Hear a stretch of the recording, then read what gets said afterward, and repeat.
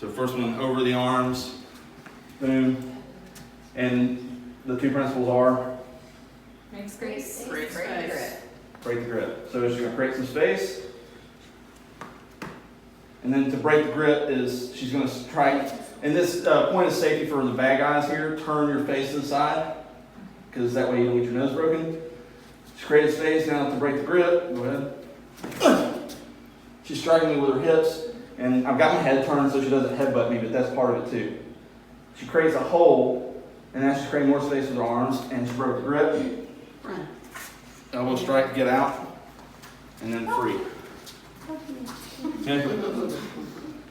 So she's striking with her hips and her head at the same time, and exploding her arms out in a 3-part move. It looks like a funky dance move, right? And I've done this when people have forgotten to, turn their heads to the side, and I've headbutted them in the nose. So point of safety, turn your head offside.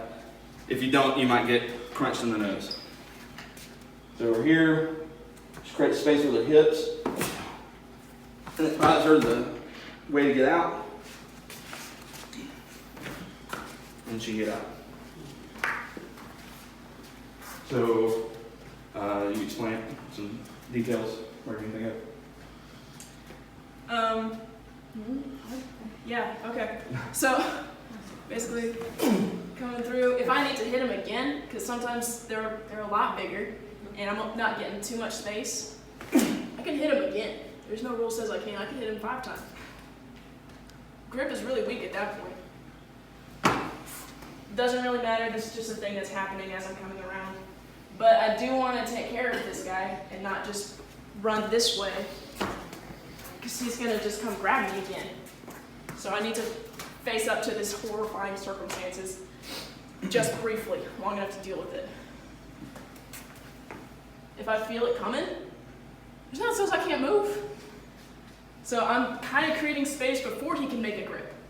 I'm putting my hips in there, kind of like we did with the car. Putting the elbows and knees into place. I can still hit him. Pop him in the face. I need to get better up into the face. And I'm looking around as I'm going towards my exit. Make sure he wasn't trying to drag me off or hold me down while somebody else came up. There's usually somebody else in the team. There's a car somewhere, there's somebody filming, there's somebody on standby. Maybe there's a friendly person who's like, you can go to them for help.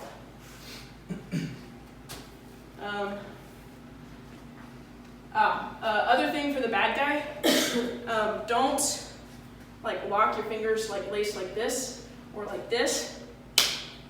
Kind of making this cups and holding like this. So not even grabbing your own forearm, although that's sometimes what has to happen. Like one hand up, thumbs and fingers together. In the best way for me as the attacker, I'm going around her elbows, like near her elbow pits. If I'm here, up near her shoulders, she just raise her arms and duck. She's out. Because I don't really have her. That's what I was doing. That's what we were doing, Drew. If I go below here, she can just pull her arms out, and we'll get to this next. So to make it harder for her and better for me, and like Ken was saying, if you can get out of this grip, you can get out of any of the other ones. I'm going around the elbows because now she can't just raise her arms up, and she can't squirm them out. So she has to use her whole body. Now let's start again. Let's say you got completely caught off guard and this dude is very, very strong. You can do this hip strike twice. So it's like you bounce him with the second one and you hit him with, you bounce him with the first one and you hit him with the second one.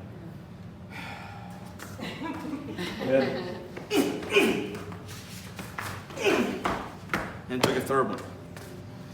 And a lot of times, maybe not because we do have a significant height difference, but if we were closer, the first one would bounce me away and the second one hit me right in the solar plexus, take my breath away. It really sucks.